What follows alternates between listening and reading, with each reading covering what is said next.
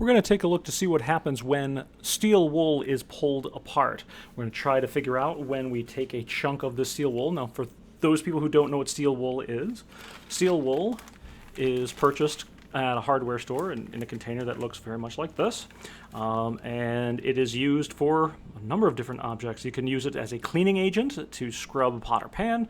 You can also use this to sand down parts. Like you can, if you have a piece of rusty metal that you wanted to clean up, you can sand it down with some steel wool. You can also use this on wood as well, depending on the project, if you want to get a very smooth finish. You'll notice that it comes in coarse variety all the way to very fine. 3 is the most coarse you can get, and according to this, the quadruple zero fine steel wool, that's what we're going to be using today. So a normal chunk of it pulls out of the container, looks something like this, and then you would use this to scrape onto, and sand, basically like a sanding block onto wood or to a chunk of rusty metal. So what I did is I peeled off a portion of that, and I have this chunk right here, and we're going to make sure it's nice and tiny.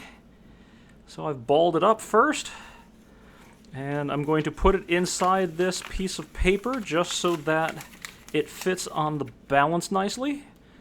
And here's the scale. Turn on the scale, and I'll move it closer so you can actually see the numbers. And I'm going to put this on top of the scale. 4.40 grams. So the paper and the steel wool together weighs 4.40 grams. All right, I'm going to pull this off, slide that over to the side for a moment, and unfold the piece of paper. So then what I'm going to do is now take this steel wool and pull it apart. So what you should be doing right now is trying to figure out, do you think the mass is going to go up, go down, or stay the same? So one of the things you'll notice is that I am pulling it apart, and I do want you to notice, see all those little bits that are forming at the bottom here? Okay. So now you'll notice that the steel wool is all pulled apart. I am going to fold it back up into this piece of paper, and fold it back over. And slide the balance back over again. Turning on the scale.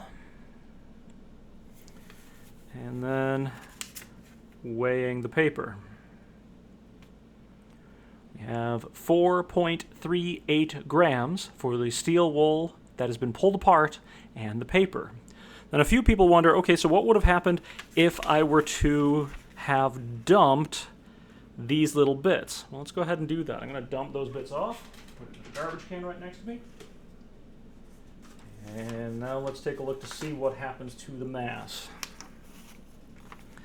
So then I put the rest of the steel wool back in. Still pulled apart though. Fold it all up. And weigh it. 4.25 grams. So just to recap, when I kept the little itty bitty bits in the paper, it weighed 4.38 grams. When I did not keep those little bitty bits in the paper, the mass was significantly different.